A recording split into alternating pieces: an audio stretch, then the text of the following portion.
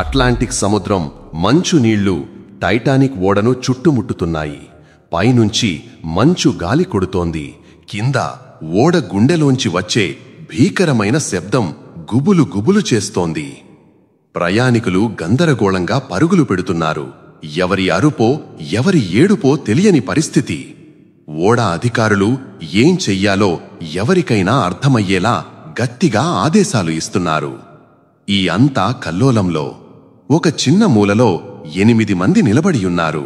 వాళ్ళు ఏమీ చెప్పడం లేదు, ఎవ్వరినీ నమ్మబట్టడం కూడా లేదు. కాని వాళ్ల చేతుల్లో వయోలిన్లున్నాయి. వాళ్ల మధ్యలో వాలెస్ హార్ట్లీ బ్యాండ్ లీడర్. ఓడ మొత్తం వణుకుతోంది. అరుపులు, భయాలు, కలవరాలు చుట్టూ పొంగిపొర్లుతున్నాయి. కాని ఆ శబ్దాలన్నింటినీ చీల్చుకుంటూ మెత్తని సంగీతం వినిపిస్తోంది. వాళ్ళు వాయిస్తున్నారు. అకస్మాత్తుగా టైటానిక్ బలంగా కంపించింది.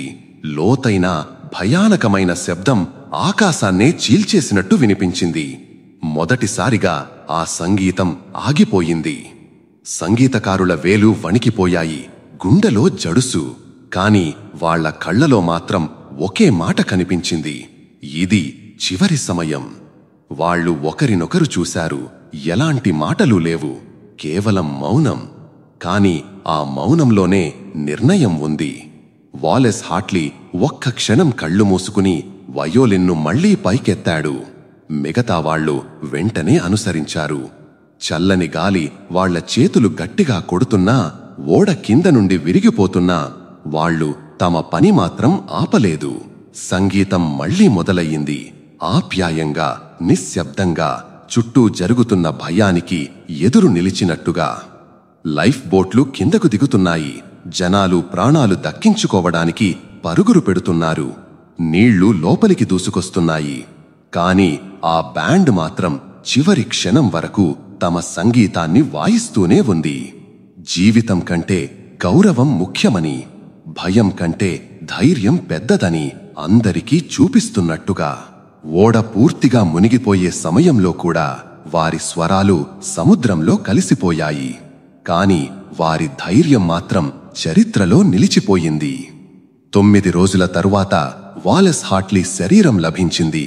అతని వయోలిన్ అతని ఛాతికి బిగించియున్నట్టుగానే కనిపించింది. అదే వయోలిన్ అతని చివరి శ్వాస వరకు అతనితో పాటు మునిగింది.